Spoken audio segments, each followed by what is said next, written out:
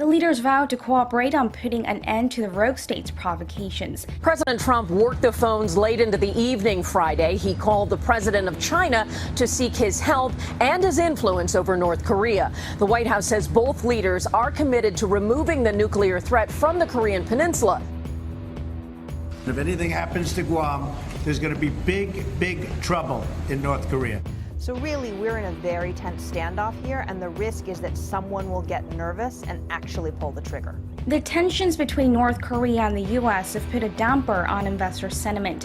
Global market cap last week shrank by over $1.4 trillion. They're conducting exercises on the Korean peninsula later this month, while North Korea's warned them against this. What's your take on this amid this escalating tension? Could that maybe be the next flashpoint?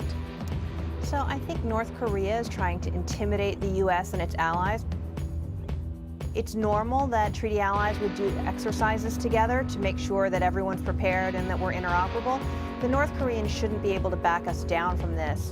On the flip side, the North Koreans themselves keep testing their nuclear weapons, and that is what really raises tensions, especially when they point them in the direction of the U.S. or its allies. So if the U.S. were to back down from flying this exercise in the next few weeks, does that make the U.S. look weak for backing down on a threat that the North Koreans have made? It doesn't make any sense for the U.S. to back down on this. These exercises are very complicated to plan, and they're normal parts of what our U.S. military does. So backing down off of this would actually be really troubling. What's more important is that we're opening lines of communication to make very clear to the North Koreans what kind of behavior would provoke a retaliatory response. President Trump and Chinese President Xi Jinping reiterated their mutual commitment to denuclearize the Korean peninsula in a phone call on Friday. Meanwhile, Japan has begun to bring in a missile defense system.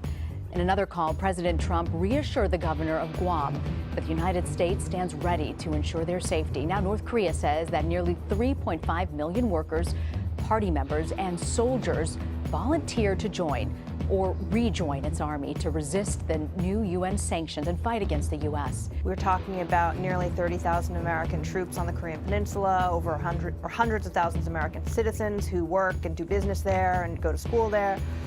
We're talking about a population in South Korea of 50 million that's all within reach of North Korea's conventional missiles.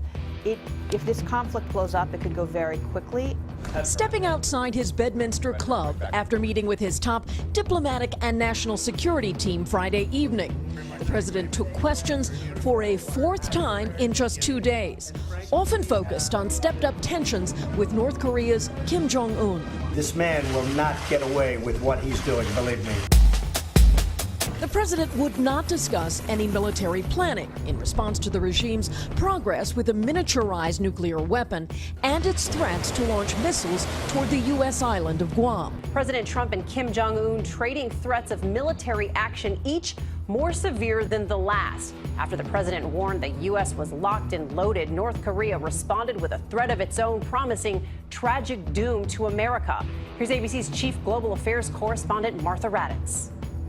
Today, a new warning from Kim Jong-un's regime after nearly a week of threats on both sides. North Korean state media sending this message: if the Trump administration does not want the American empire to meet its tragic doom, they had better talk and act properly. The threat comes after North Korea earlier this week said it was crafting a plan to send 4 missiles to the waters off Guam.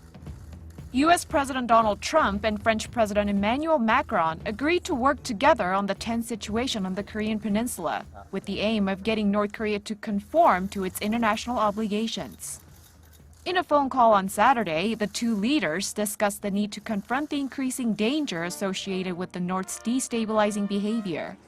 Washington and Pyongyang have recently been using heated rhetoric against each other, following continued threats from the Kim Jong-un regime.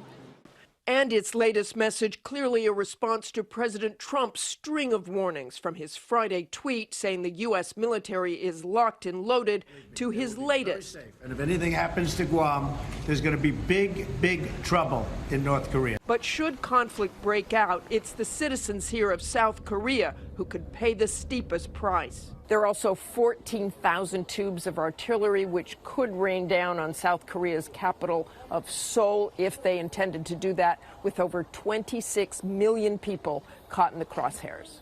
The North's so reclusive that these leaflets with messages are launched into North Korea from the South. Lee Min-bok says he defected to the South after reading one and now delivers his own. After reading the leaflet, I just knew that the North regime was all false, so I decided to flee to the South. What do you think it's like for the people who are still in the North today? I just have to say one word. It is slavery, mentally and physically. What you can see from this observation point is really just propaganda. Across the river, North Korea, you can see some apartment buildings, some other structures, but if you look through those observation glasses, you can see they're all fake.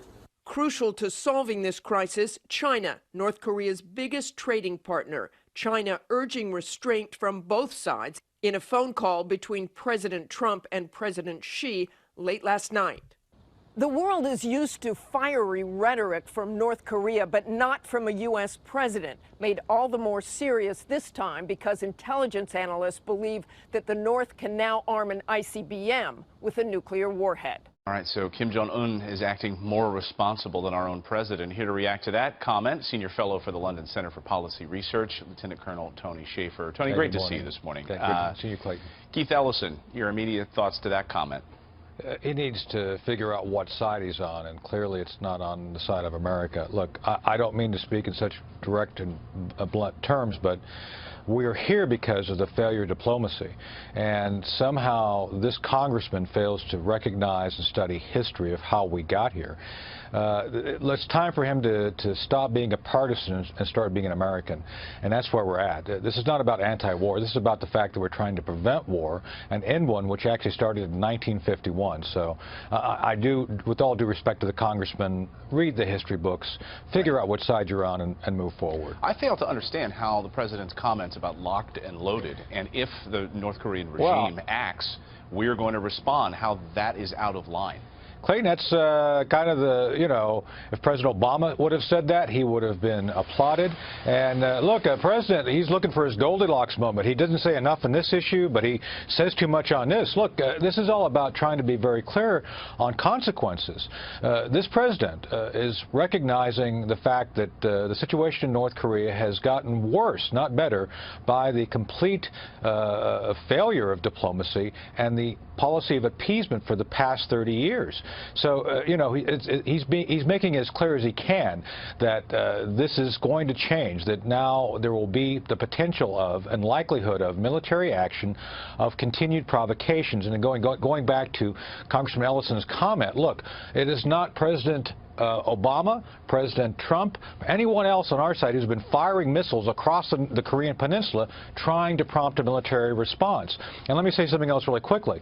Something completely unreported here is the fact that North Koreans along the DMZ, the demilitarized zone, have had a 3,000% uptick over the past 8 years of provocations. That means small armed conflicts that are not reported. So, again, it's time for a new message to be sent, and President Trump is sending that. Right. A missile fired towards Guam is a slap right to the face of America. And Chelsea Handler tweeting this yesterday: to all the generals surrounding our idiot-in-chief, the longer you wait to remove him, the longer your name will appear negatively in history, basically calling for a coup, a military coup in the United States, because somehow he's acting unhinged. Well, look, Guam is U.S. territory, and let me be clear on this. If the North Koreans hit Guam with a conventional weapon or even come close, nuclear conventional, there will be a military response. Let me just be very clear on that. And to this point, look, this is what we call sedition. Title 18, I think, Section 215. And so I think Ms. Handler needs to be visited by the Secret Service, because this is calling for the removal and illegal removal of a duly elected president. And this is no small issue. I am completely fed up as a citizen of the left getting away with this complete, inappropriate and continuous call for the president's removal. He won. Get over it. Move on. And I think people like her who are calling for essentially a violent overthrow of the president need to be looked at seriously for what they're saying, because it is indeed, in this case, I believe, a violation of clear U.S. code. So. Yeah. Well, I think it would be great for all Americans to try to come together on this issue. I couldn't agree more, but she's not.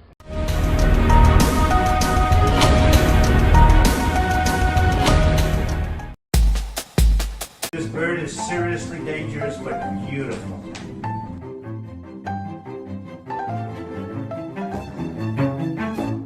Thank you for watching Right Wing. Your support really does mean the world to me. I hope you have an amazing rest of the day, and I will see you tomorrow.